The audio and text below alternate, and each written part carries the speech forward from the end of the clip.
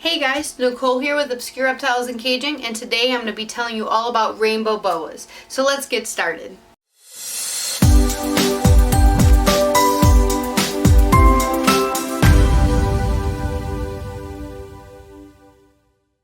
Hey guys, so today we're going to be going over rainbow boas. My friend over at Caveman Critters, we're going to be linking him down below. He's got a Facebook and things like that. He was nice enough to let us go over there and film for quite a few animals that he has that I currently don't have. I did used to have a rainbow boa, but I don't right now. Unfortunately, everything that I have is focused on animals that can withstand a little bit warmer of a temperature, and we'll go over all the care. He was nice enough to let us film his rainbow boa. So rainbow boas, they can live up to 20 years. So just like every other reptile, make sure it's something that you want for long term. If you're looking for a normal Brazilian rainbow boa, they're going to be normally like reds, browns, oranges. They kind of really range for their basic colors. There are quite a few different morphs like albinos, caramels, hypos, stuff like that. But when it comes to a basic rainbow boa, kind of like the Dumrose boa, they can really range for what a normal looks like. Unfortunately for me, these guys actually like it a bit cooler. So my reptile room is right at 80 degrees and it can fluctuate all the way up to 83, 84 degrees. And for these guys, they need it no more hotter than 85 degrees. So I specifically don't keep them because my reptile room, I'm worried it'll get too warm for them. Don't want there to be any issues or anything like that. These guys need it a bit cooler. They also need a very high humidity. Anywhere I've seen between 70 to 100% humidity, these guys require that. And to do that, it's very easy if you have certain substrates like peat moss, stuff like that. There's a bunch of different types that you can purchase that are specifically made for humidity. Another really easy way to do that is you can use something really simple like Reptichip for the bottom. Make sure it's nice and sprayed down.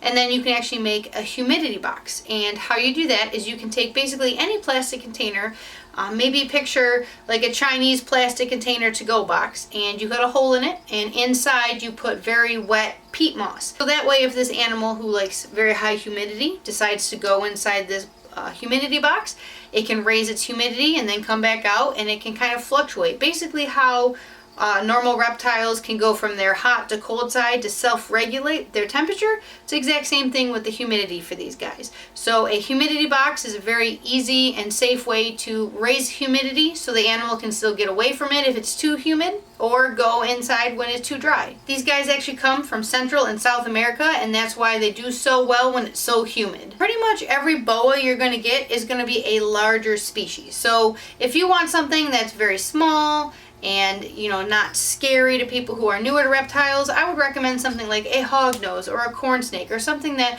only stays small or very thin bodied. Boas generally get larger. These guys can range anywhere from the 4.5 to 7 foot range. 7 being pretty large. Most of them won't get that size, but they do get quite large. They are a boa constrictor. So boas are known for getting larger. So if this is something that you're not comfortable with, start with a smaller species, especially if reptiles are new to you.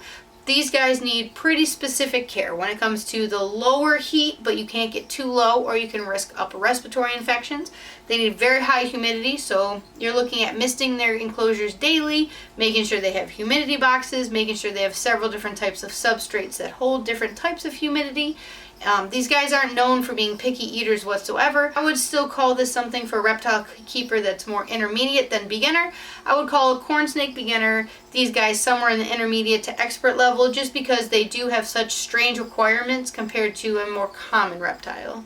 Depending on how large your boa gets, that's going to depend on how large of an enclosure they're going to need. So generally, in almost all reptiles, females get much larger than the males. So if you have a male and he only gets like 5 feet long, you can suffice with a 4 by 2 by 2 enclosure, or even a 4 by 16 by 2 foot enclosure. But if you have a female and it ends up being a very large female, I would highly recommend giving them enough space so they can have enough humidity, they can self-regulate, and they have enough room to move around.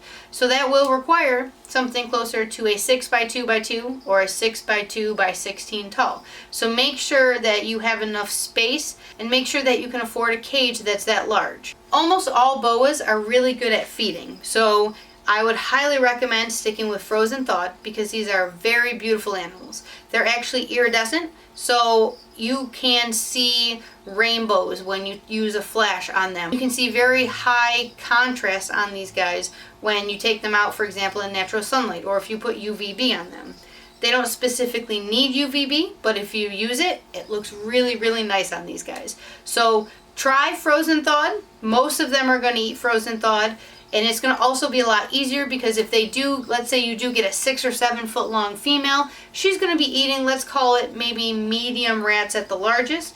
You still don't want a live medium rat ripping her up. You would want something that's already frozen thawed, so it makes it a lot easier to switch when they're younger than when they're already older and used to having those live rodents. If you are looking for a very different type of reptile, I would highly recommend a rainbow boa. The reason why I specifically decided rainbow wasn't for me is because of the temperatures. I like to keep ball pythons, I like to keep Ackie monitors, and my wife likes to keep bearded dragons. And they all require a little bit warmer, not really the dragons, but they all require at least an 80 degree for their cool side. Things like corn snakes or things like rainbow boas need it a little bit cooler, and that's just not how my room is set up. So I decided about 4 years ago I had it, and I realized once I was going to move everything up here, everything was going to be warmer, and that just wasn't the species for me. So make sure you don't make the mistakes that I do. You realize before you purchase, in the next 20 years, is this still going to fit what I have and what I'm doing? A really easy way to help you hold in humidity is make sure you have the reptile in a bin or a PVC enclosure. Just make sure that you have a rack ready. That's a lot easier, especially when you're growing up an animal, but make sure you also have a 4x2x16 or a 6x2x16 PVC enclosure ready for when the animal is mature. They can be a little bit on the feisty side, but when you're getting an animal that looks this unique, of course they're going to be a little bit different compared to, for example, a ball python. They are known for sometimes being a little bit feisty, especially when they're younger, but with all reptiles, you are a giant monster compared to a very small, especially baby reptile. All they have to defend themselves, especially for snakes, is their mouth. So they will bite, and reptiles will bite you. And that is perfectly okay, as long as you're not working with venomous. But when it comes to ball pythons, corn snakes, rainbow boas, any kind of boas, Dumeril's boas, when they're babies, they're going to strike at you. And that's perfectly okay. Within the first year of life, if they're not really striking at you, you're probably not doing something right. After the first year, they tend to start to realize, okay, you're the one who gives me food, you're not going to hurt me, it's okay to be picked up. So really try to work with them the first year, and if it doesn't work, just give them a little bit of time. For example, my female albino pied, for the first year and a half, every time I just walked by her enclosure, she would constantly strike at the bin because she was so angry at me. For no reason. I would take her out to clean her, and she would be striking on the other side of the room in a bin while I'm cleaning her enclosure. And now she's one of the sweetest animals that I have. It took almost 2 years to get her to this point. But when they're babies, you're big and scary to them. So they can be more aggressive. So just keep that in mind and try not to give up on an animal just because they're aggressive or snippy. And the thing is, getting bit by most reptiles doesn't hurt that bad. It's more scary than anything else, but it's not going to hurt you like if your German Shepherd bit you. My German Shepherd bites, and so did my cat scratches a lot more than I've ever been bit by my reptiles. Let's just say you fed your rainbow boa tonight.